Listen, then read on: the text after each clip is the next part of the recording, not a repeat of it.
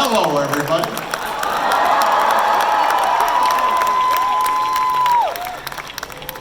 Well, it's good to be back in Toronto. We love having you here. I love Toronto. Toronto's a great town, and thank you for warming it up for me. This is like a balmy day in Toronto.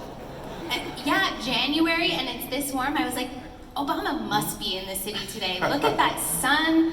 Look at that beautiful sun coming in. I don't know about sun, but I get your point. Thank you. Well, thank you for having me. We're honored to have you. So, should we kick it? Let's do it. Okay. So, we're here, obviously, and we're talking about conscious economics. So, I think that the conversation is slightly different than what most people are used to when they come to the Economic Hub of Canada. The first place I want to start is authenticity. You, President Obama, did something different than any other leader that came before you in the White House. You were able to hold your, honorable statesmanship and that rank and position, but people also felt like they knew you. They knew your family, they knew your heart, they knew that you were fun-loving, kind, connected, and I think that's why you make such an impact on so many people around the world. What gave you the courage to lead with authenticity, and what can the business leaders and the people in the room take away from that approach? Well, look, I don't know. That's very nice of you to say. I don't know that I was unique in being able to make a connection with the American people and people around the world from that position. What I will say is this. I think I represented a new generation of leadership, and that appealed to people. Obviously, I did not look like all my predecessors. It wasn't, and so I think that made people feel a certain connection in some cases that they might not have otherwise felt. I also entered into office at a unique time because of technology. I was basically the first digital president. Absolutely. And what that meant was that I calculated at some point during my presidency that I was probably the most photographed and recorded human in history, which is a kind of a disturbing thing to think about. And when we left office and we started archiving, what you discovered was that I think there was something like 5 million hours of video, or maybe that was photographs, and then there was another 5,000 hours of video. And so what that meant was that people saw a lot more of me than they might have seen of previous leaders in a lot of different settings. And maybe what I understood fairly early on was that if people are filming you and photographing you that much, then you can't really fake it. You need to be who you are. You can't have a mask that then slips off. It means that there has to be a certain consistency in terms of your values and what you stand for. You can't speak to one audience one way and another audience another way. And so I think if maybe I did something right, it was to recognize that my most effective way to forge a connection with my constituencies was to be true to myself. If I made a mistake, to own it, to let people know that I was human and fallible, and that I loved my wife, and she sometimes thought I was a knucklehead, that my daughters were, I think, thought I was a good dad, but that I was embarrassing. And, those things, I think, were right maybe for the time. The idea that you would stand behind a glass case and try to be elevated and that was the idea before you. And distant, probably wouldn't work then, and I think won't work going forward. The only other point I'd make on this front is what I was very conscious about was the kinds of relationships that I formed with my team and the people I worked with. And I am a big believer that you get things done by the person, whoever is formally at the top, recognizing that everybody has something to contribute, everybody has wisdom, that your job is to set a course, set a vision. Your job is to then institutionalize a culture of respect and listening and collaboration and teamwork. And if you do that well, then you will in fact not just form strong relationships with the people you're working with, but also everybody will be respectful and cooperative and effective with each other. And so I may not have had as much conscious control over my image outside of the White House or outside of my team, outside of the campaign. Within the White House, I think we did a good job of setting a culture that would apply to any business, which was that you don't stand simply on rank and hierarchy and bottom or top-down authority, but rather you're thinking about how do we make sure that every single person who's participating and is part of this effort is able to feel as if they're heard, they're seen, they're contributing. They can talk to me in a way that's not shaking and trembling and yes sir, no sir, but rather, hey, I think this is what we should do. This is what we're trying to achieve, and they're going to get a real hearing. And that, I think, that culture sustained itself throughout the 8 years, which is part of the reason why we're able to not only get a lot done, but do it in the right way and avoid some of the scandals and nastiness that I think attends a lot of politics. I think so too, and I think that that's quite evolved leadership. It's conscious leadership that you embody, and I think this is what we all need to take away, that's the way to build, that's the way to build a team. When we think about this age that we're in right now, I call it the machine age, the age of automation. I want to know from you, what is the one skill, the most important skill that we need to have within our labor force, within the way that we lead in this age of the machine? Well, some people have called it the knowledge economy. Look, here's what, and I'm not saying anything original here. Anything that is replicable, rote, repeatable, some machine is going to do better. And that's not just blue-collar work, that's not just robots in an assembly line. Increasingly, it's also a whole lot of work that traditionally was done by people in offices. Just a small telling example, there are a lot of documents that are generated in the White House. Probably as recently as 20 years ago, there was entire rooms dedicated to a secretarial pool that just typed stuff, just produced documents.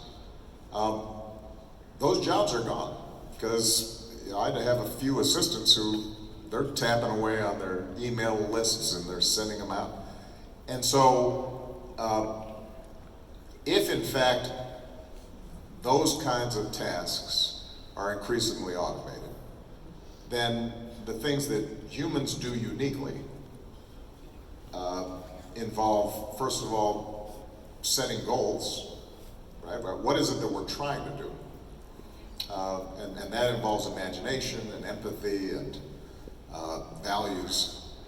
The second thing is what are the things that we are doing creatively because they haven't been done before and therefore can't just be put into an algorithm.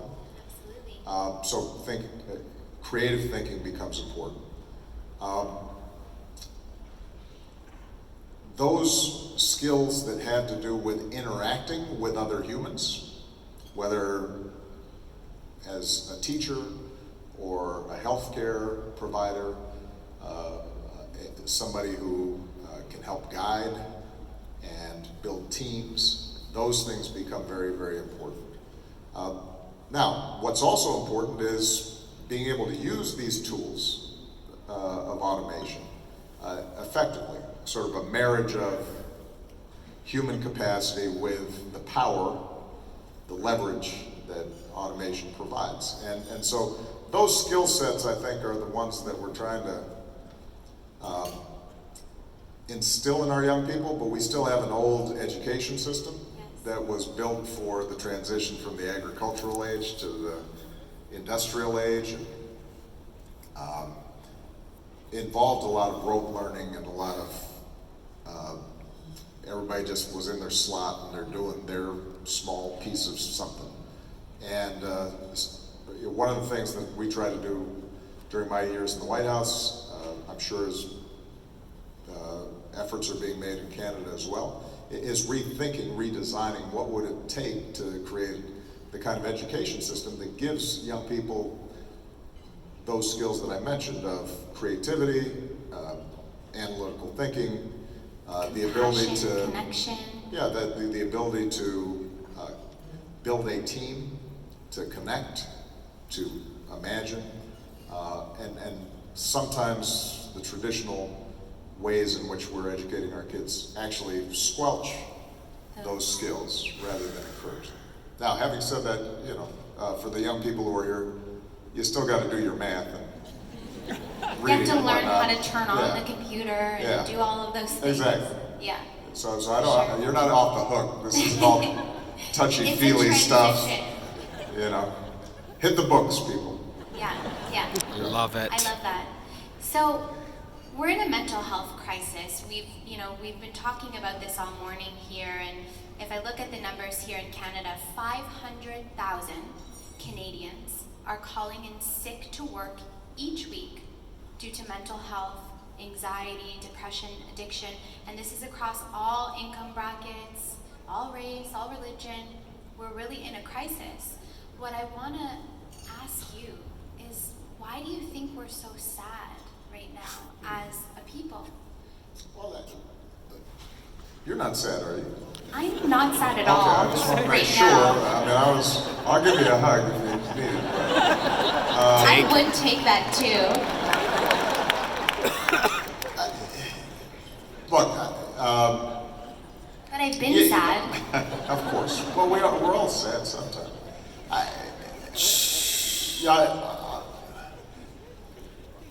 I want to be careful about overgeneralizing.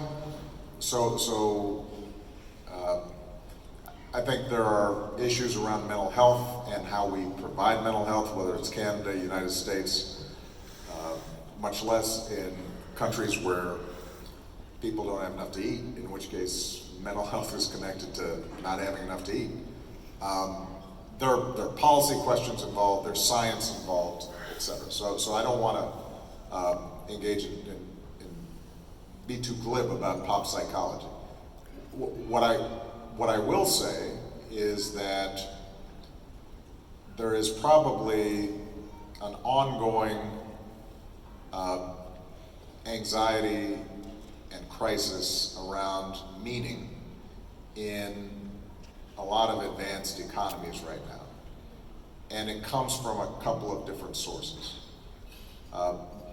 Some of them are very concrete and objective. We have globalization that has upended a lot of communities and a lot of existing economic relationships. And that's a big change. And when economies change as fast as they are changing because of the combination of globalization and technology, people don't feel as if the ground is firm under their feet. And that's anxiety inducing, right? Even if you haven't lost your job because the factory closed because China's now making what used to be made in your town, you may still be looking over your shoulder thinking, my factory might be next. And that will make you stressed. So that's one. If a robot or a computer has replaced the jobs that you used to do, you may feel economically vulnerable. So that is a stress that I think is expressing itself in a lot of different places. A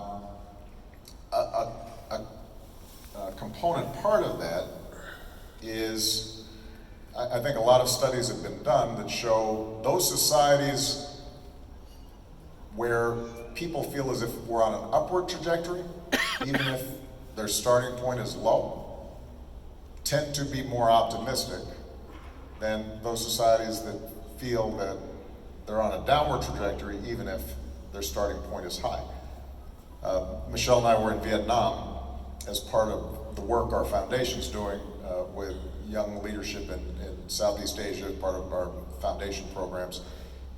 Vietnam, you can just tell when you're on the streets, they're optimistic, right? There's an energy on the streets, even though they are significantly worse off and poor by almost every metric relative to Canada or the United States. And the reason is because they had that sense of, man, you know, we're moving.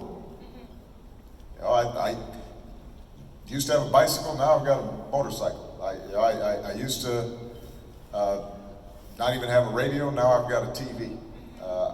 Right, so that is part of what you're seeing, I think, in advanced countries, globalization, technology, unsettling things, and a lot of people, particularly in communities that are outside the big metropolitan areas like a Toronto or a New York, they're feeling like maybe things are moving so fast we're going to be left behind and our kids are not going to do as well as we did, right? So there's anxiety around that. And then you combine that with uncertainty around your identity. Look, in some ways I represented a part of a larger movement in which the old hierarchies have eroded, right? So suddenly a black guy's leader of the free world, and well, I mean, I was glad to do it. Thank you. You know, women moving out of the workforce moving into the workforce, not yet equal, but when you look and you project forward in terms of college graduation rates and almost, I mean, women are coming. We're coming. And we're coming.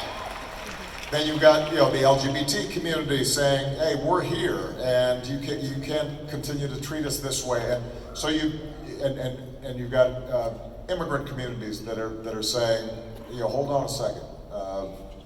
We have claims here too." And from my perspective, and perhaps the perspective of most of the people in this room, because probably otherwise you wouldn't have come, this is all for the good. But what it does do is it represents an upending of some of the old status and hierarchies and structures that used to exist. And that is confusing to a lot of people. And that's not unique to the United States or Canada or Great Britain. I mean, one could argue that a lot of the anger and confusion in places like the Middle East had to do with traditional societies suddenly being assaulted in their minds by all these new ways of thinking and doing.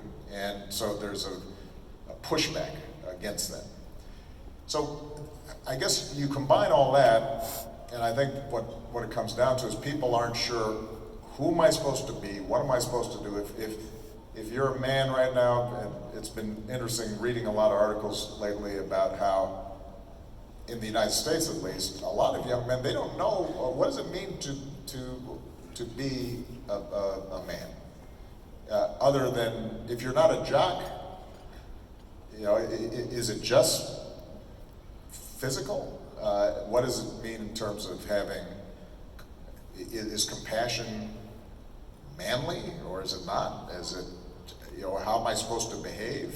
How am I, you see a lot of teenage boys being confused about that. Well, and then you see a lot of grown men, obviously, confused about that as well.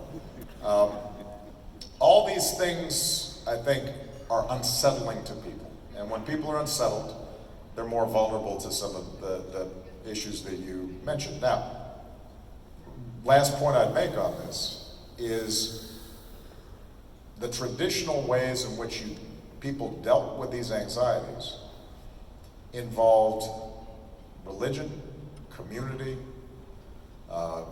associations, what are called a lot of mediating institutions, the church, just even connection to the land. Neighborhood organizations, whatever it was that rooted you. Mm-hmm. And I think what that's been replaced by is these pretty flimsy, fragile relationships on our phones, and a lack of real community, and a lack of purpose and meaning and connection, and so people feeling isolated, and virtual. The number of followers you have is not the same as having some friends who you can count on and spend time with. So, my sense is that the way we're going to solve this is both by looking at the underlying economics that are making people feel insecure, but it's also going to be how do we remake